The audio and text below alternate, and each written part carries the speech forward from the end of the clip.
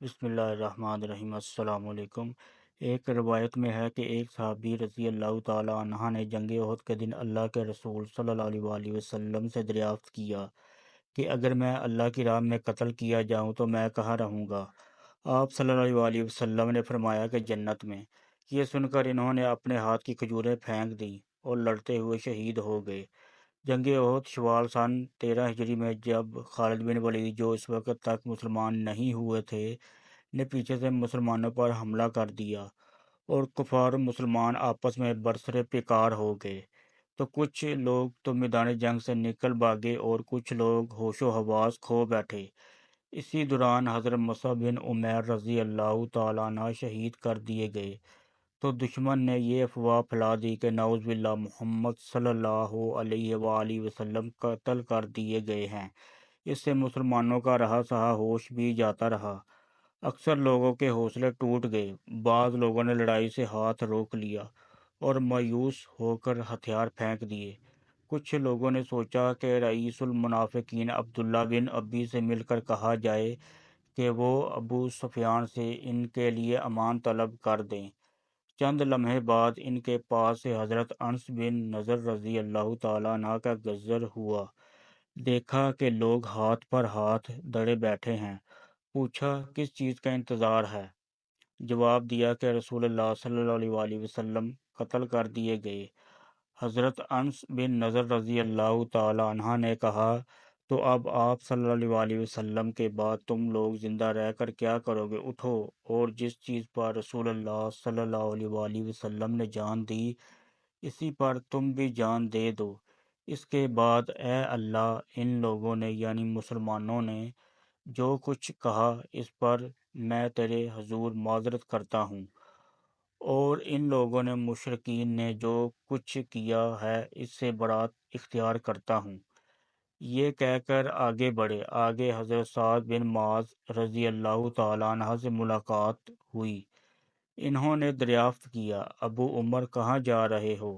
حضرت انس رضی اللہ تعالی عنہ نے جواب دیا، ہاں جنت کی خوشبو کا کیا کہنا، اے سعد، میں اسے احد کے پرے محسوس کر رہا ہوں۔ اس کے بعد وہ آگے بڑھے اور مشرکین سے لڑتے ہوئے شہید ہو گئے۔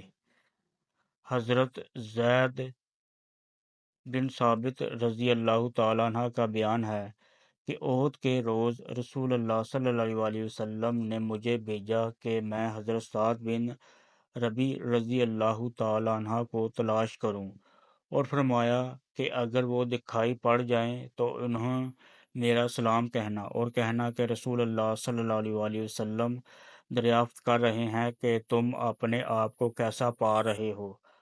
حضرت زید رضی اللہ تعالیٰ عنہ کہتے ہیں کہ میں مقتولین کے درمیان چکر لگاتے ہوئے ان کے پاس پہنچا تو وہ آخری سانس لے رہے تھے۔ انہیں نیزے، تلوار اور تیر کے 70 سے زیادہ زخم آئے تھے۔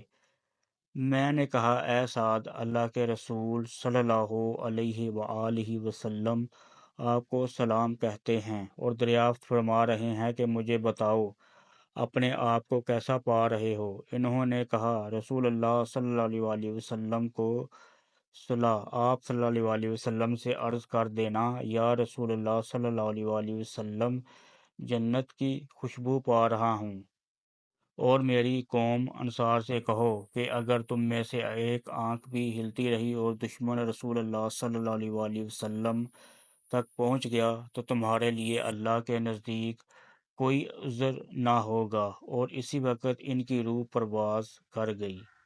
حضرت عطا بن ابی رباح رضی اللہ تعالی عنہ سے روایت ہے کہ انہوں نے کہا کہ حضرت عبداللہ بن عباس رضی اللہ تعالی عنہ نے مجھ سے فرمایا، کیا میں تمہیں ایک جنتی عورت نہ دکھاؤں؟ انہوں نے کہا کہ کیوں نہیں؟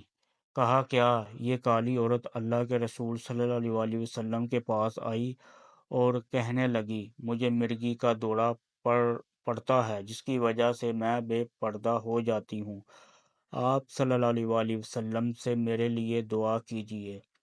آپ صلی اللہ علیہ وآلہ وسلم نے فرمایا کہ اگر تم چاہو تو صبر کرو، بدلے میں تمہارے لیے جنت ہے، اور اگر چاہو تو میں اللہ تعالیٰ سے دعا کروں کہ وہ تمہیں اس بیماری سے عافیت دے۔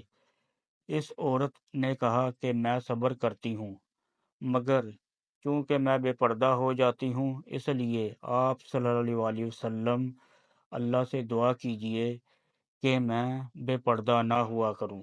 چنانچہ اللہ کے رسول صلی اللہ علیہ وسلم نے اس کے لیے دعا فرما دی۔